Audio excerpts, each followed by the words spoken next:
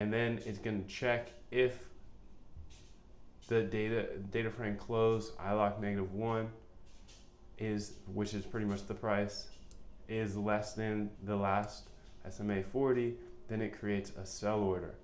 So what I would need to do in order to actually get this functional is I would have to call this a bot. So like say def bot like this. And as you can see, like this is another thing that, you know, I also got really excited when I saw it write code, but without being able to know how, without knowing how to code, it's gonna take some tweaks and changes. So like you're kind of gonna need to know at least the basis of how to code. Now this is weird that this didn't get pushed with it, but so if this needs to be sent over as well. It's weird how when you indent, it doesn't always indent correctly. And that's like, for me, when I was first getting started, indentation was tricky as well. So, you know, my overall summary of this is essentially ChatGPT is like an expert noob coder. Expert as it has all the information needed, but it's also a noob in the fact that you have to like really massage it and to get the right answers. And so now I put it into a function, and now I can say, hey, let's loop this function forever. And that will allow me to run this bot 24/7, 365. So how do I loop forever?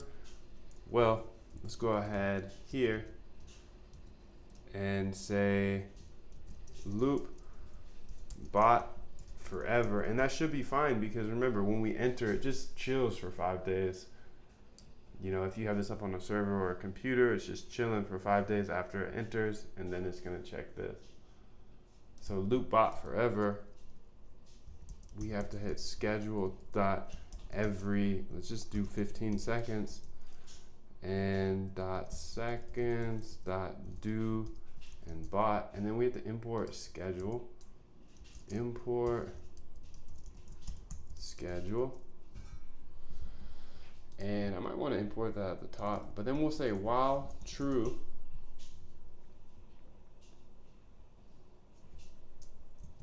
we want to try schedule, and we put a try block there just in case like internet goes out or something. I don't want to have to rerun this, because for example, if the internet goes out or something happens, I can just say print maybe internet problem error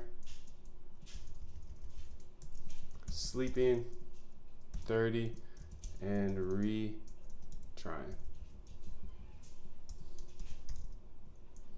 So I'll copy and paste that a few times. I want to go ahead and see if I can get this to run, but I'm not going to spend too much more time debugging it. You can see that if I run this every 15 seconds, let's just run it for 1 second now, and let's go ahead and go to my Femax. Well, let's see if it runs first. Femax contract.